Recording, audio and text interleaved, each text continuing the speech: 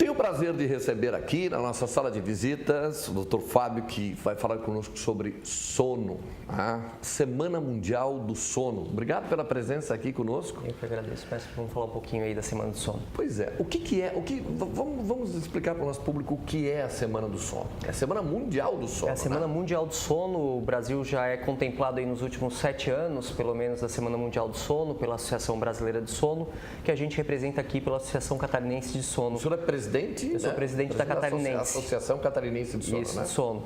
E aí a gente já vem fazendo aqui em Criciúma nos últimos 7 anos também, evento na praça. No início, quando começou, tinham 5 cidades, era Criciúma, São Paulo, Rio de Janeiro, Recife e Salvador, e Criciúma estava contemplada.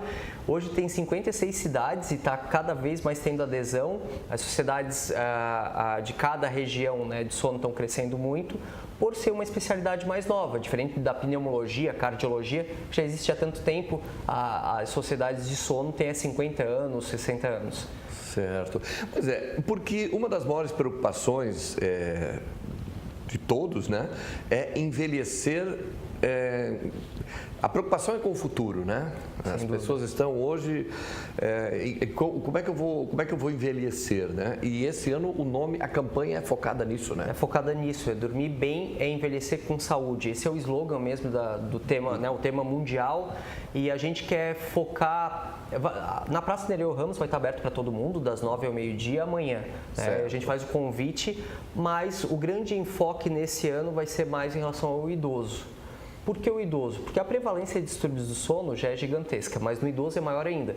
Se a gente pega que 1 a cada 3 brasileiros, de uma maneira geral, tem a apneia obstrutiva do sono, que é o fechamento da garganta. O que é a apneia obstrutiva do sono? A apneia é aquela situação que a pessoa ronca, mas tem pausa respiratória junto. Então fecha a garganta, na hora que o cérebro fica tentando ativar a garganta para desobstruir, aí vem aquele ronco ressuscitador. Aí volta a ventilar. Só que quando a garganta ficou fechada, caiu o oxigênio para todo o organismo. Então, maior risco cardiovascular, maior risco de hipertensão, insuficiência cardíaca, AVC, derrame cerebral. Ele está falando de até maior risco de morte por apneia, por fechamento da garganta várias vezes durante a noite. Então, 1 a cada 3 brasileiros tem apneia. Estatística alarmante. Idoso, 80% dos idosos têm apneia. Por quê? Por causa de um relaxamento maior da musculatura da garganta. Então esse é um alerta que se faz. Assim como idosas, mulheres, né, idosas, têm muito mais insônia do que o resto da população. Então elas dormem com uma pior qualidade, dificulta início, manutenção de sono.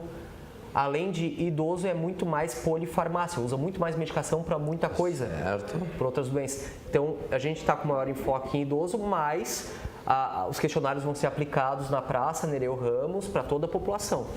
Como é que eu sei se eu tenho apneia, se eu sofro de apneia? É legal, porque assim, bom, primeiro se o cônjuge, né, daqui a pouco, minha esposa está falando que, Fábio, tá roncando demais, tá parando de respirar e o meu sono não é reparador. Eu acho que essa é a grande pergunta. A quantidade de horas de sono e se o sono é reparador. Então vamos lá, para o adulto, em média, entre 7 a 8 horas. 7 a 8 horas é o ideal. Legal, né?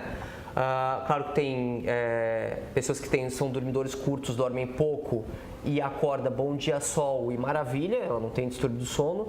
Mas a quantidade de horas de sono está adequada, em média 7 a 8 horas para a população geral. E acorda bem disposto, sono reparador, ok, provavelmente não tem distúrbio do sono. Agora, um desses 2 fatores está meio desbalançado, até porque a gente vive uma sociedade privada de sono. Eu tenho que entregar um trabalho amanhã, então eu vou dormir 2 da manhã e acordo 5. Essa conta, a matemática do sono não vai funcionar tão bem no caso para mim, né? Porque eu preciso em torno de 7 horas para estar com sono restaurador. E de forma regular. Não adianta você, durante uma semana toda, dormir muito pouco e aí resolver... não, agora eu vou tirar para dormir. Perfeito, isso aí. A gente geralmente compara com a alimentação. Eu fiquei sem tomar café, almoçar e jantar. Agora eu vou descontar tudo no final de semana na churrascaria e aí vou comer toda a essência do que eu não comi durante a semana. Estou exagerando, mas só para... A mesma coisa com o sono, não vai reparar o sono que já teve dano prévio durante a semana, né? Certo. Uma outra questão também, muito comum nessa questão do sono, é a pessoa que ela dorme várias horas, dorme muito mais do que o normal e mesmo assim ela acorda, parece que quanto mais dorme, mais sono dá. O que é isso? Então, isso, por exemplo, se a gente pegar por prevalência de doença, a apneia é uma das primeiras. É um dos primeiros suspeitos. Estou dormindo muito e acordo no outro dia cansado. Pô, fecha a garganta, cérebro trabalha. Não era para estar trabalhando nesse momento, era para estar descansadinho, legal. Aí ele desobstrui a garganta, volta a ventilar. Só que faz isso, por exemplo, tem paciente nosso que faz 600 pausas respiratórias numa noite. Não tem como o cérebro estar tranquilo. A oxigenação vai a 40%. O normal é 90% a mais quando está dormindo. Imagina o teu oxigênio para o teu organismo, 40% durante a noite. É um risco cardiovascular enorme, cérebro trabalhando durante a noite, no outro dia está quebrado. Pegar uma outra doença, movimento periódico de pernas, fica chutando um monte durante a noite. Um distúrbio mais comum em mulheres, idosas também. E aí por algumas alterações hormonais, por exemplo, né? E aí, cada vez que dá um chutinho, o cérebro ativa e era para dormir tranquilamente. O sono não é reparador, no outro dia está caindo de sono. E aí quero dormir mais. Né?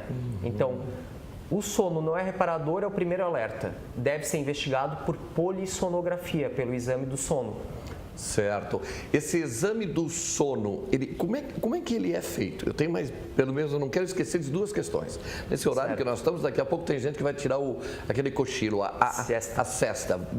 Tem países que a cultura é essa. Eu quero falar sobre ela. Mas essa questão do exame, como é que eu devo fazer uma avaliação, assim como eu vou fazer o exame cardiológico, outros exames, como é que eu vou apurar a minha condição de sono? É muito importante porque a polissonografia, então poli de muito, sonografia, grafia do sono. Então passa a noite no laboratório do sono, por exemplo, paciente que nos procura por muito sono, né? Ele tenta ter uma quantidade de horas de sono adequada, mas tem muito sono. Vai fazer a polissonografia, então passa uma noite no laboratório, tem um técnico ou uma técnica a noite inteira.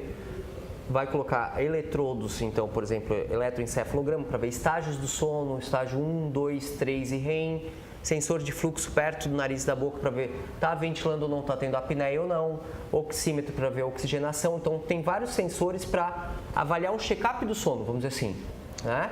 E ver se tem um distúrbio ou não significativo. Então, entra 9, 10 da noite, sai em torno de 6 da manhã, passando a noite inteira lá. A gente faz, né, por exemplo, vários laboratórios fazem também no final de semana, a gente faz também para não ter um conflito para o dia seguinte de trabalho. E aí a gente vai detectar qual o distúrbio do sono dessa pessoa, né? Se tem apneia, movimento de pernas, se tem algum outro distúrbio, porque tem mais de 100 distúrbios relacionados, né? Então a gente vai investigar da melhor maneira isso. E a questão da sesta? Dormiu depois do meio-dia, almoçou, dá aquele soninho. E até o que isso pode ser? Deve ser regular, não deve? Repara, não repara? Isso é muito bom porque entra dentro da higiene do sono. Higiene do sono é como eu posso tentar melhorar minha qualidade de sono de uma maneira geral. Mas vamos pegar a siesta especificamente, já que os espanhóis gostam tanto, né? E até fecham as lojinhas na hora do almoço. É verdade. Então, entre 20 a 30 minutos é recomendado para toda a população deitar depois do almoço, se for viável. No nosso correria do dia a dia, isso é pouco provável, mas quem puder, legal. Agora, quem tem insônia não deve nem deitar depois do almoço, mesmo que eu não durmo, eu só relaxo. Não faz isso, vai faltar de noite, tá? Para insones. Quem tem insônia, não é recomendado. Então, para todos os outros grupos, tá? Pode deitar depois do almoço entre 20 a 30 minutos. Por que não mais que isso? Porque acaba aprofundando demais o sono e pode acordar mais grog, vamos dizer assim, do que foi realmente deitar. Bacana. Já me sinalizaram que eu gostaria que colocasse o caractere de novo aqui do Dr. Fábio, por favor. Sandro, só para me encerrar, vou pedir para que objetivamente o Dr. Fábio José de Barros, presidente da Associação Brasileira do Sono em Santa Catarina. Né? Isso, perfeito. Só uma última questão que eu percebo muito entre as pessoas com que a gente conversa, tem muita gente se automedicando para dormir. E principalmente, qual é o recadinho para essas pessoas? Para as pessoas, assim, seja avaliado realmente por um médico especialista em sono, né? Existem especialistas no Brasil, aqui na região também. E aí, o que é importante? Está usando medicação para sono, não pega do vizinho, não pega o benzodiazepina, pegar um nome, clonazepam, que é tão famoso, conhecido. muita gente usa para ansiedade, para alguns transtornos. É importante essa medicação, mas para sono não. Ela não é uma boa medicação para sono. Ela causa dependência, tolerância, quer dizer, eu preciso de doses maiores do que eu usava anteriormente para melhorar para tentar dormir, porque qualidade de sono também é ruim, é quase o mesmo efeito de bebida alcoólica, tá, com essas medicações. Então, avaliação do sono completa, para ver se precisa de medicação ou não. Muitas vezes é só higiene de sono, evitar café, grande intensidade de luz, a gente está falando ali, estava mostrando do celular, né? Perto do horário de dormir não é legal. E a gente vai estar orientando a população justamente amanhã das 9 ao meio-dia na Praça Nereu Ramos. Bacana, das 9 ao meio-dia, nesse sábado, Praça Nereu Ramos, você tira todas as suas dúvidas lá. Obrigado, doutor Fábio. Eu que agradeço a discussão. Legal, bacana.